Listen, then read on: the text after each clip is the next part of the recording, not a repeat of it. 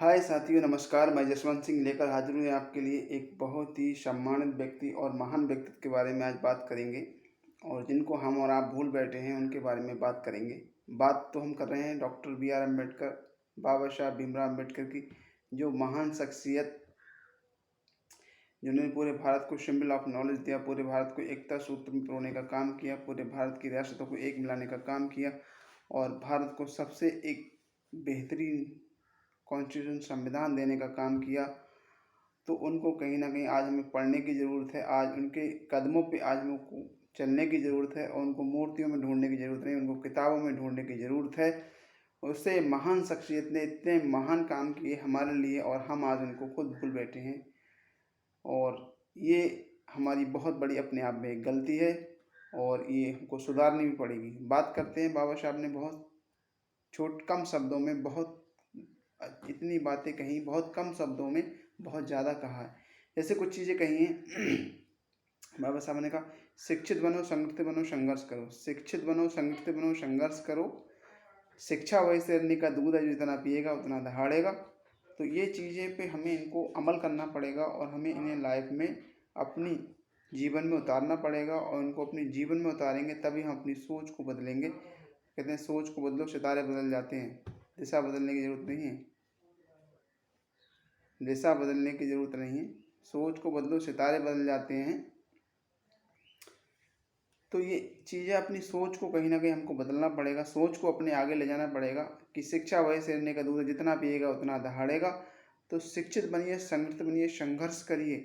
और उन्होंने कहा था जीवन लंबा नहीं होना चाहिए, लंबे जीवन से कोई फ़ायदा नहीं है। हमारे बाप दादा भी 60-70 साल जिए, लेकिन उनको कोई नहीं जानता। एक दो पीढ़ी जानती है, उसके बाद सब भूल जाते हैं।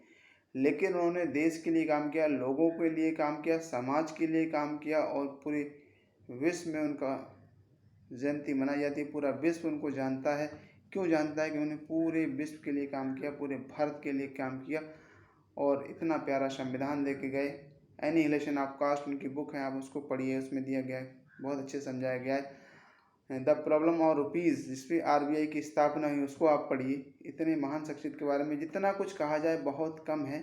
जैसे सरदार बाबा साहब ने कहा था कि जीवन लंबा नहीं महान होना चाहिए, तो महान की बात की जाए, सरदार भगत सिंह जी थे, 21 साल से 22 साल की उम्र उनको फांसी दे दी, लेकिन हर युवा दिलों की धड़कन है, उन पर उनका नाम रहता है। तो उन्होंने ये चीज़ तो कहा था कि जीवन में जो है जीवन लंबा नहीं महान होना चाहिए। शिक्षित बनो, संगठित बनो, संघर्ष करो। शिक्षा वही शेरनी का दूध है, जितना पिएगा उतना दहाड़ेगा। वो कह रहे हैं, तू हंस, तू मुस्कुरा, तू रोना कम कर दे। तू हंस, तू मुस्कुरा, तू रोना कम कर दे। जिंदा है जिंदगी की नाक में दम कर दे। और मेहनत से, लगन से उनको जब पढ़ेंगे, उनके विचारों को पढ़ेंगे, हमें भाई इससे पहले हमें सम्राट अशोक महान जी ने हमको बौद्ध धर्म का पाठ पढ़ाया।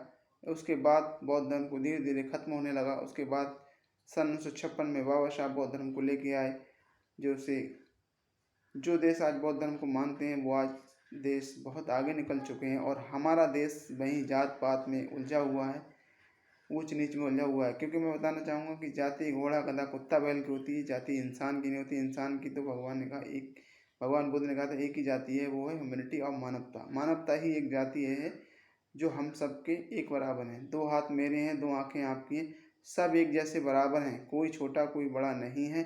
लेकिन हमारे यहाँ ये चीज़ जात पात का जो एक डंक है वो अभी ख़त्म होने का नाम नहीं ले रहा है। और इसीलिए हमारे कहीं ना कहीं भारत में एक बहुत बड़ी एक पिछड़ेपन की ओर अग्रसर करने की बात है। कहीं ना कहीं पिछड़ेपन की सबसे बड़ी जो वजह है वो कहीं ना कहीं जात पात है।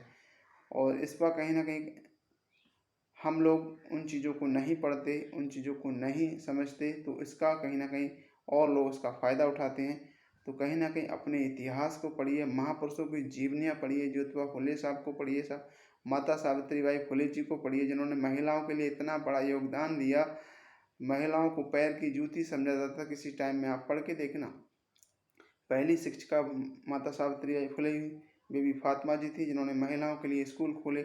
महिलाओं को शिक्षित करने का जब काम करने वो जाती थी तो लोग उन्हें, उन्हीं घर के लोग, वही औरतें उनको गोबर मारती थी, कीचड़ फेंक फेंक के मारती थी उनको। लेकिन उन्होंने अपने काम को लगातार कंटिन्यू किया। आज वो भारत की प्रथम शिक्षिका हैं और आज महिला एक IAS PCS बन के हर विभाग में जॉब कर रही हैं, लेकिन उनको कभी माता सावित्रीबाई फुले को कोई महिला कभी नहीं पढ़ती। बहुत ही कम महिलाएं रही है जो उनको पढ़ती हैं, और जो पढ़ती हैं उनके विचारों पे चलती हैं, नहीं तो कहीं ना कहीं वो अपने अंधविश्वास पाखंड में लगी रहती हैं जॉब पाने के बाद भी। तो ये चीज़ें कहीं ना कहीं हमको सोच को अपनी डेवलप करना पड़ेगा, सोच को अपनी कहीं ना कहीं जगाना पड़ेगा कहीं ना कहीं, तभी हम आगे निकलेंगे। और किसी के आगे झुकने की ज़रूरत नहीं है। शिक्षा, किताबों के आगे झुक जाओ तो सारे व्यक्ति आपके आगे झुकेंगे। किसी के आगे आपको हाथ फैलाने की ज़रूरत नहीं पड़ेगी, और आप शिक्षित नहीं होंगे, क्योंकि शिक्षा से बच्चे का सर्वांगीण विकास होता है। तो शिक्षा बहुत ज़रूरी है। चाहे आधी रोटी कम खाइए, लेकिन बच्चों को शिक्षित कीजिए। और जो हमारे समाज में गरीब परिवार के बच्चे हैं, जो लोग कुछ नहीं पढ़ा पा रहे हैं, उनके बच्चों को, जो पढ़े लिखे उनके आस पड़ोस में तैयारी कर रहे हैं, उनको 1 घंटे का समय निकाल के, और ये एक महानता वाला काम है, इसको ज़रूर कीजिए। उन बच्चों को शिक्षित कीजिए, 1 घंटे का समय देके फ्री ऑफ कॉस्ट कीजिए, और उन बच्चों को एजुकेशन दे दिए। पैसे देते हैं तो ठीक है, नहीं देते हैं तो भी कोई बात नहीं, लेकिन बच्चों को शिक्षित जरूर कीजिए। क्योंकि प्रकृति का संदेश, ब्रह्मांड का संदेश है, give the respect take the respect. जब आप पूरे सब लोगों को सपोर्ट करते हैं, हर व्यक्ति को सपोर्ट करते हैं, तो पूरा ब्रह्मांड आपको सपोर्ट करता है, बोलता है तथास्तु। तो आपको सपोर्ट करना है और अपने ज्ञान को और निखारना है। तो लोगों के लिए शिक्षा एक व्यापार ना बनाएं, शिक्षा के लिए व्यापार मत बनाओ। शिक्षा के लिए आप लोगों को एक शिक्षित करो, इस हिसाब से कि हर व्यक्ति, हर तबके तक शिक्षा पहुँचे।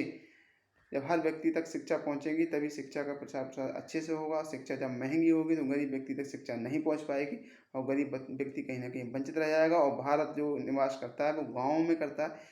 शहरों में भी जो लोग रहते हैं वो गाँव के ही हैं, 30 जो भी लोग हैं सब गाँव के लोग रहते हैं। तो ये शिक्षा बहुत ज़रूरी है, तो ये काम ज़रूर करें।